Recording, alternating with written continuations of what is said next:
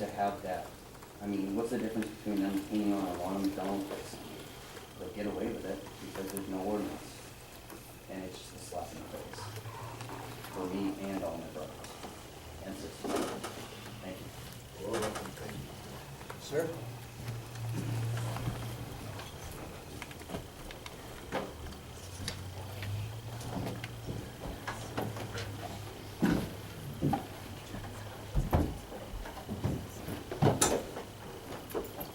Good evening, my name is Matthew Oldershaw Sr., 14 Candy Street in Keene, New Hampshire. I am president of the Free Party Union in Keene, New Hampshire here, which is an offset of the Occupy Group. And before I get any further detail, I'd like to apologize about the monument. That was me. I was spoken to by a police officer, and they have not been marked since for the fact that I did not know about this. I washed it off myself, and I apologize. To go on. My group had sponsored a community event through the UCC and a couple other members in this group that are in the town of Keene. My group supports the welfare of the community within the community, to support the community for the community. Buying local, we support certain things like this. I held a community event for the community and families so the community can get to know each other. And the person talked about history. Keene's history also involves a lot to do with the art. We're well known for our elaborate artists that have come through here in this town. People that have shown a great deal and contributed art to our lives. My group went out in a positive aspect for 3 days before an incident of me getting actually assaulted, but I'm not going to talk about this. However, we went around doing positive art, positive sayings, and yes, we went around all over Keene doing it. I had quite a few family members of people who are disabled physically and mentally through MFS that we noticed going around during the days. And then one day, on the 2nd of May, I got told that what I was doing was inspirational to these people. These people don't have much to look forward to.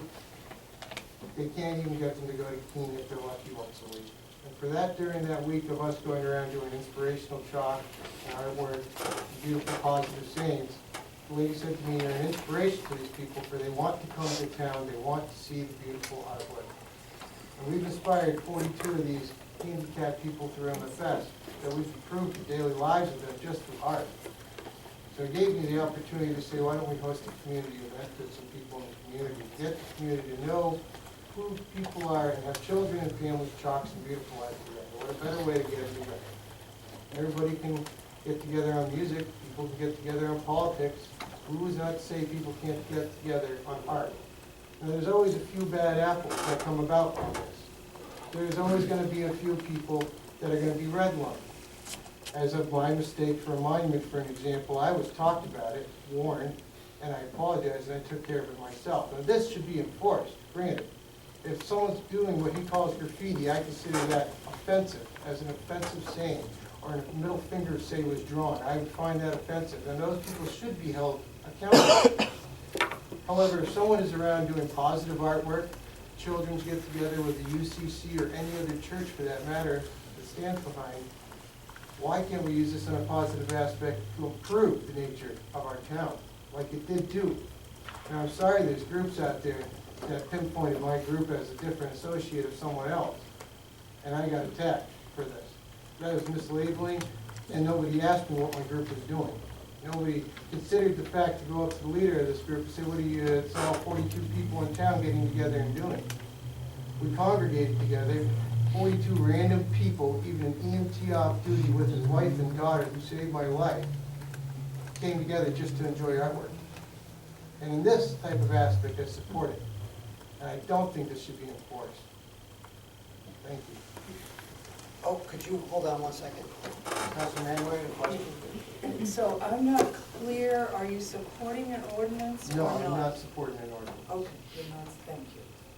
Anyone else have a? Councilor Jones? Just for the record, when you say MFS, that's Monadnock Family Services? Monadnock Family Services, correct. And may I clarify, when you said getting together to do art, specifically what? As a community event, congregating together, But create what? art on the sidewalk, whether it's on the sidewalk, on paper, With chalk? chalk, Okay. specifically. All right, so you weren't putting sculptures No, up, we you're weren't. specifically We're drawing specifically on? drawing this area, drawing chalk on the sidewalk on town. Thank you. Absolutely. Thank you for your time. next speaker. Just your name and address for the minute taker, please. And yeah, you can bend that down. Though I hear it'll pick up her voice even if it was in the ceiling, but awkward. Mariah Tucker. My name is Mariah Tucker. I live on 11 School Street in Claremont, New Hampshire. I'm not quite sure if you guys have seen the artwork that I do in the square, but they are generally portraits and faces. It's kind of nerve-wracking standing up here. I'm It's sorry. okay. But I have a couple of problems, including PTSD. I also have seizures, and you know, I have a problem with obviously this many people in a room looking at me, but that's okay. But when I was doing my artwork down there, so many people had stopped and told me that my artwork was beautiful, and I felt like for 1 minute, instead of people looking through me, they were looking at something inside of me. And I don't feel like this is graffiti, I feel like this is a piece of myself. And I know that I haven't done anything offensive. In fact, if you look even at the news reports, these are portraits, these are faces. And I just want to say thank you to anyone in the room that has supported me and told me that my artwork was beautiful, because it means more to me than you could ever possibly imagine. And I also want to say again, I am sorry for anyone that I may have offended through my artwork. I myself was raised on the military barracks until I was 14 years old. But yes, I do have a couple of problems, and the fact that people were supportive towards me, and the fact that people told me that what I was doing was amazing made me feel better than I ever felt in my whole life.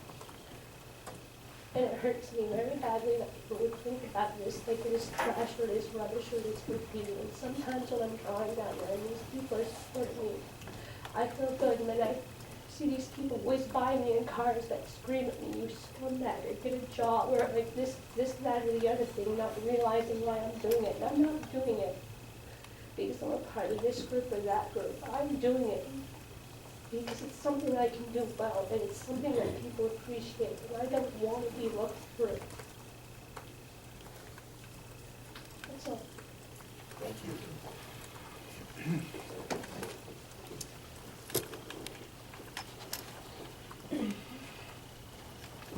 Hi, I'm Jessica Mack. I don't feel comfortable giving out my home address, but I can say Keene, New Hampshire. Is that okay? I think it is. Okay. Speaking along the lines of artwork and freedom and all those things, I think that there are ways to express your artistic self without leaving it behind for other people who don't want to be viewing it to have to then clean up. And I feel as though they have been using certain materials which have left residue. The entire common is stained blue and red. And there are things that you have to physically bend down, scrub, spray with a hose. It doesn't just come off with the rain. And to me, I think, you know, if you want to chalk on the ground, that's one thing. But if you chalk on the ground, you should clean it up after you're done. If you'd like to create art in the square, bring an easel, bring some paper, and start drawing, and people will still come over and give the same compliments. You can still express yourself without forcing people to then continue to look at it when you're done. And same goes for when you protest, you bring your sign, you stand with it, and you go home. And also those of us who have taken upon ourselves to help the city clean up the chalk have been harassed and have been swarmed by several people. And she mentioned she has PTSD. I do as well, and being swarmed by several men makes me very uncomfortable, and they don't seem to care about that. So it's an issue of we're being attacked when we try to clean, and I think if it's their right to chalk, it's our right to clean, and we shouldn't have to worry about the harassment that goes along with that. Thank you. Thank you. Hi, Bethany Duhane, Keene, New Hampshire. I wanted to talk about some of the damage that happens from the graffiti. I'm part of a group that did a cleanup at the square. We painted the gazebo. When we were there this past weekend, cleaning up the gazebo, there was actually chalk still visible on some of the pillars that I had cleaned up Memorial Day weekend. It was some yellow chalk. And if you look at these beautiful white pillars of the gazebo that is there for everyone to enjoy, there's still remnants of this graffiti. I've heard it said that because it's chalk, it's okay, because it's temporary. I would make the argument that if, as soon as it washes away, you go out and chalk the same thing over again, it ceases to be temporary. And to me, that puts it in the same category as if it was spray paint or something more permanent, because it becomes permanent. I guess that's it. Oh, so you are in favor of a graffiti ordinance? I am in favor of a graffiti ordinance, yes. Anyone else wish to speak? My name is Brandy Roof, and I live in Surrey, but I work in Keene. I wanted to know if downtown Keene is deemed a historic district, why is the language in the current ordinance too vague for Keene Police to act on it? The new ordinance would need to force a new language so Keene Police can act. So whether it be on, no graffiti, or if you're going to chalk, that you clean it up before you leave. I'm not sure what the suggestion is, but obviously the language needs to change if the graffiti is going to change. I'm very offended by the Civil War monument. The cannon has been written on, the gazebo has been written on. There have been obscenities, explicit pictures. Kids are looking at this. So I just find it very offensive to. Without being too explicit, I'm sorry to interrupt. Yeah. Describe the explicit pictures. There have been male parts drawn on the pavement. It all started in front of, I've seen it for years. But I think what triggered the community to react to it and want to clean it was in front of that stuff. I can't repeat the language, there are children in the room. But it was very explicit, inappropriate, children were reading it. And from